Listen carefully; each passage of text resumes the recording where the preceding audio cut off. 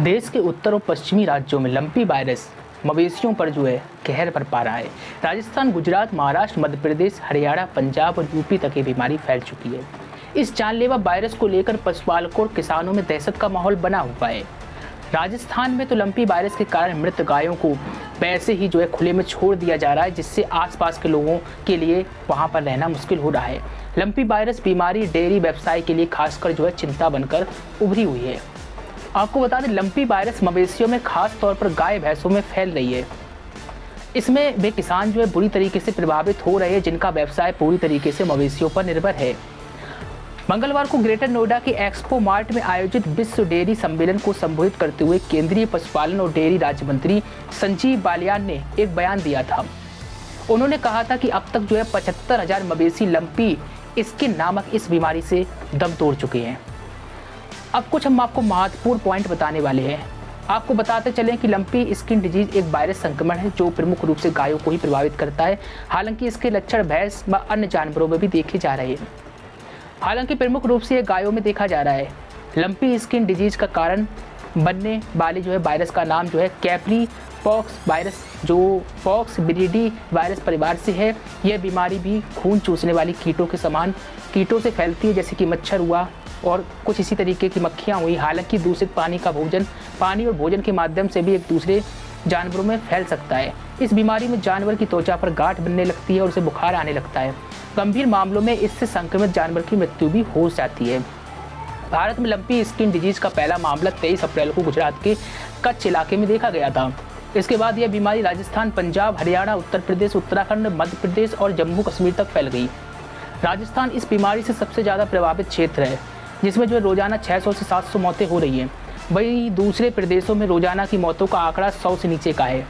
सरकार ने lumpy skin disease से निपटने के लिए गॉट पॉक्स वैक्सीन देना शुरू कर दिया है, जिसे अभी तक ज़्यादा प्रभावित हिस्सों में ही दिया जा रहा है।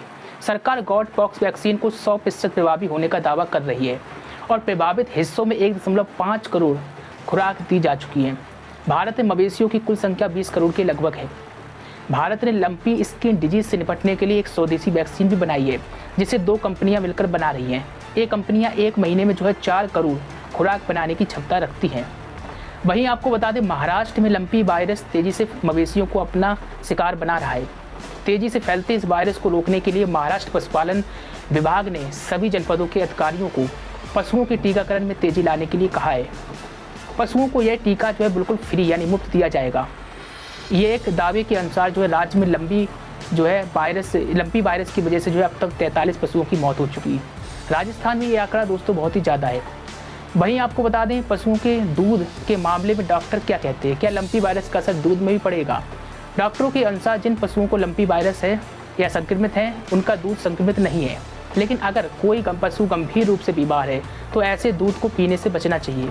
साथ ही अगर ऐसे दूध का उपयोग भी कर रहे हैं तो 2 से 3 बार ठीक से उबाल लें।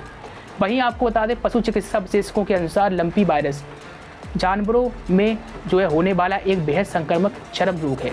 यह पॉक्स वायरस से जानवरों में फैलता है।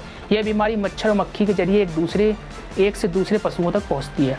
इसके अलावा यह खून चूसने वाले कीड़े मक्खियों की कुछ प्रजातियां दूषित भोजन और पानी के जरिए फैलता है। संक्रमण के बाद समय रहते इलाज नहीं होने पर जानवर तड़प कर अपने प्राण त्याग देते हैं। इस बीमारी में पशु के शरीर पर छोटी छोटी गांठें बन जाती हैं, जो आपको दिखा भी रहे हैं, जो बाद में बड़ी हो जाती है। जानवरों के शरीर पर जख्म दिखने लगते हैं और वह खाना कम कर देते हैं। उनकी रोग प्रतिरोधक क्षमता भी घटने लगती है। शुरुआत में पशु को 2 से 3 दिन के लिए हल्का बुखार रहता है। जानवरों के मुंह, गले, श्वास नली तक इस बीमारी का असर देखने को मिलता है। मुंह से लार निकलने के साथ आँख, नाक से भी स्त्राव देखने को मिलता है। पशुओं को होने वाली बीमारियों का, पशु जब बीमार होता है तो एक किसान के जीवन को प्रभावित करता है, उसकी आय को प्रभावित करता है। ये पशुओं की क्षमता, उसके दूध और इससे जुड़े दूसरे उत्पादों की क्वालिटी पर भी असर डालता है। इसलिए भारत में हम पशुओं के यूनिवर्सल वैक्सीनेशन पर भी बल दे रहे हैं। हमने संकल्प लिया है कि 2025 तक हम 100% पशुओं को फूट एंड माउथ डिसीज और ब्रुसेलोसिस की वैक्सीन लगाएंगे। हम इस दशक के अंत तक इन बीमारियों से पूरी तरह से मुक्ति का लक्ष्य लेकर चल रहे हैं। साथियों, आज आपके बीच चर्चा करते हुए मैं डेयरी सेक्टर के सामने आई सबसे ताजा चुनौती का भी जिक्र करूंगा। पिछले कुछ समय में भारत के अनेक राज्यों में लंपी नाम की बीमारी से पशुधन की क्षति हुई है। विभिन्न राज्य सरकारों के साथ मिलकर केंद्र सरकार इसे कंट्रोल करने की पुरजोश कोशिश कर रही है। हमारे वैज्ञानिकों ने लंपी स्किन डिसीज की स्वदेशी वैक्सीन भी तैयार कर ली है।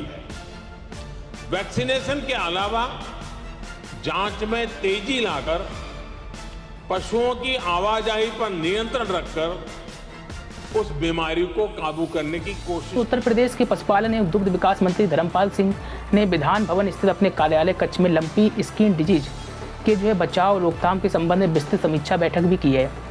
उन्होंने लंपी वायरस से प्रभावित ग्रामों पशुओं के टीकाकरण के संचालन और इम्यूनिटी आपको बता दें बेल्ट निर्धारण के बारे में आवश्यक दिशा निर्देश दिए हैं।